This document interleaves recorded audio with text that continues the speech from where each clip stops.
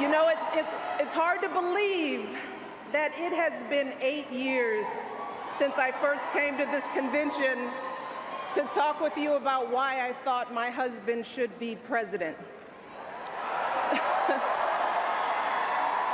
Remember how I told you about his character and conviction, his decency and his grace, the traits that we've seen every day that he served our country in the White House. I also told you about our daughters, how they are the heart of our hearts, the center of our world, and during our time in the White House, we've had the joy of watching them grow from bubbly little girls into poised young women, a journey that started soon after we arrived in Washington, when they set off for their first day at their new school. I will never forget that winter morning as I watched our girls, just 7 and 10 years old, pile into those black SUVs with all those big men with guns. And I saw their little faces pressed up against the window, and the only thing I could think was, what have we done? See, because at that moment, I realized that our time in the White House would form the foundation for who they would become, and how well we managed this experience could truly make or break them. That is what Barack and I think about every day as we try to guide and protect our girls through the challenges of this unusual life in the spotlight. How we urge them to ignore those who question their father's citizenship or faith. How we insist that the hateful language they hear from public figures on TV does not represent the true spirit of this country. How we explain that when someone is cruel or acts like a bully, you don't stoop to their level. No, our motto is, when they go low, we go high.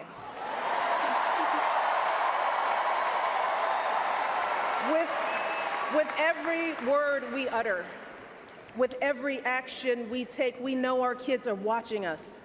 We as parents are their most important role models. And let me tell you, Barack and I take that same approach to our jobs as President and First Lady, because we know that our words and actions matter, not just to our girls, but to children across this country. Kids who tell us, I saw you on TV, I wrote a report on you for school. Kids like the little black boy who looked up at my husband, his eyes wide with hope, and he wondered, is my hair like yours? And make no mistake about it, this November when we go to the polls, that is what we're deciding.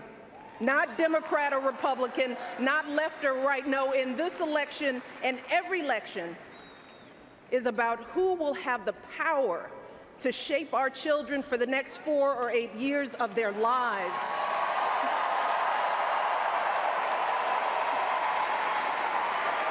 And I am here tonight because in this election, there is only one person who I trust with that responsibility.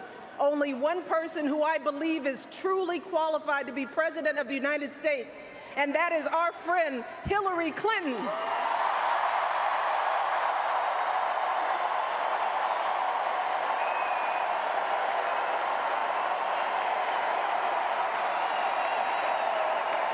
That's right. See, I trust Hillary to lead this country because I've seen her lifelong devotion to our nation's children. Not just her own daughter, who she has raised to perfection, but every child who needs a champion. Kids who take the long way to school to avoid the gangs. Kids who wonder how they'll ever afford college. Kids whose parents don't speak a word of English but dream of a better life. Kids who look to us to determine who and what they can be. You see, Hillary has spent decades doing the relentless, thankless work to actually make a difference in their lives.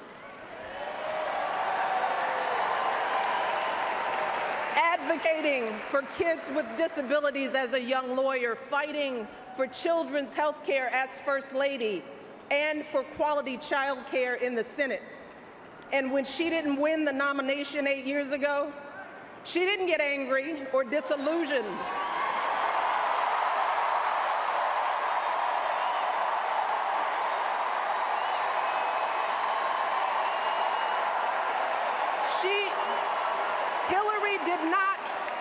Hillary did not pack up and go home, because as a true public servant, Hillary knows that this is so much bigger than her own desires and disappointments.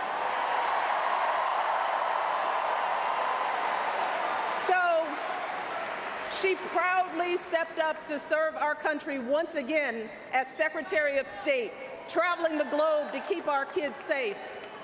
And look, there were plenty of moments when Hillary could have decided that this work was too hard, that the price of public service was too high, that she was tired of being picked apart for how she looks or how she talks or even how she laughs. But here's the thing. What I admire most about Hillary is that she never buckles under pressure. She never takes the easy way out. And Hillary Clinton has never quit on anything in her life.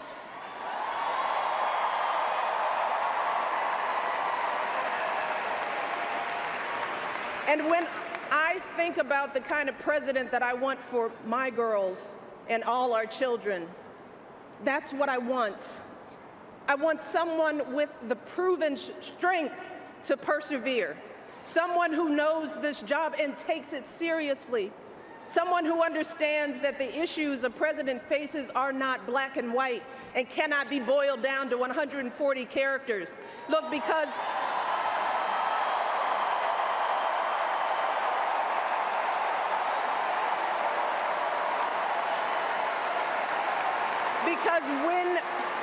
when you have the nuclear codes at your fingertips and the military in your command, you can't make snap decisions. You can't have a thin skin or a tendency to lash out. You need to be steady and measured and well-informed.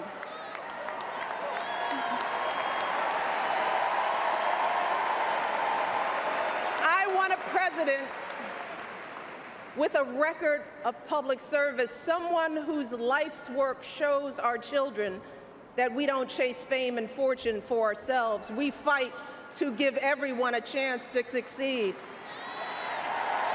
And we give back even when we're struggling ourselves, because we know that there is always someone worse off. And there, but for the grace of God, go I. I want a president who will teach our children that everyone in this country matters. A president who truly believes in the vision that our founders put forth all those years ago, that we are all created equal, each a beloved part of the great American story.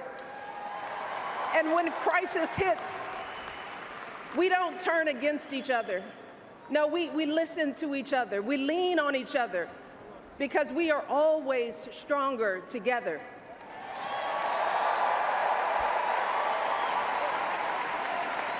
And I am here tonight because I know that that is the kind of president that Hillary Clinton will be. And that's why in this election, I'm with her.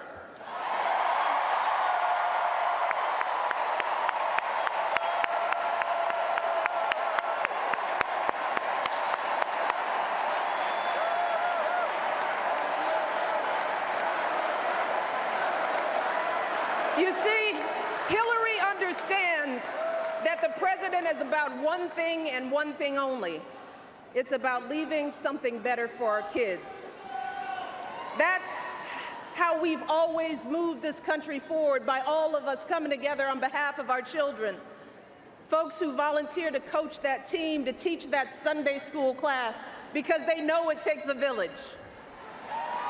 Heroes of every color and creed who wear the uniform and risk their lives to keep passing down those blessings of liberty. police officers and protesters in Dallas who all desperately want to keep our children safe, people who lined up in Orlando to donate blood because it could have been their son, their daughter in that club.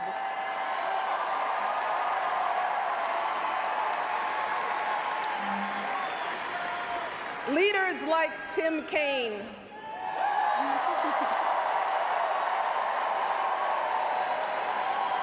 who show our kids what decency and devotion look like. Leaders like Hillary Clinton, who has the guts and the grace to keep coming back and putting those cracks in that highest and hardest glass ceiling until she finally breaks through, lifting all of us along with her. That is the story of this country, the story that has brought me to this stage tonight, the story of generations of people who felt the lash of bondage, the shame of servitude, the sting of segregation, but who kept on striving and hoping and doing what needed to be done so that today I wake up every morning in a house that was built by slaves.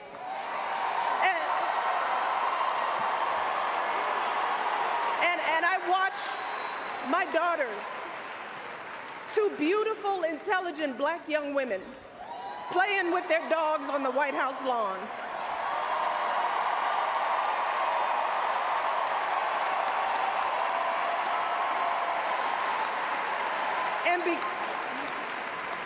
And because of Hillary Clinton, my daughters and all our sons and daughters now take for granted that a woman can be president of the United States.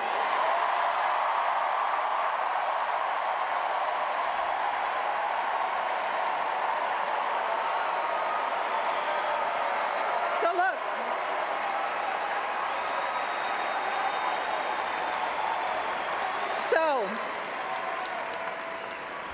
don't let anyone ever tell you that this country isn't great, that somehow we need to make it great again, because this right now is the greatest country on earth.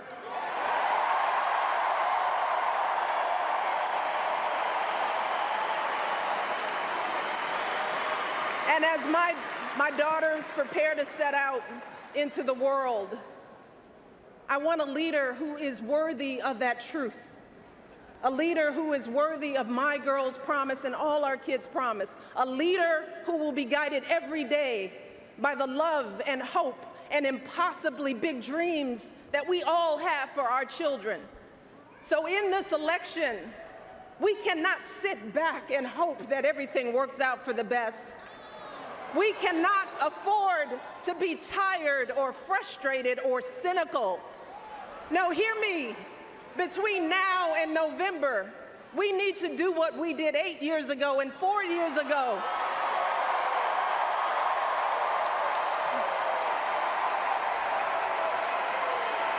We need to knock on every door. We need to get out every vote. We need to pour every last ounce of our passion and our strength and our love for this country into electing Hillary Clinton as President of the United States of America. So let's get to work.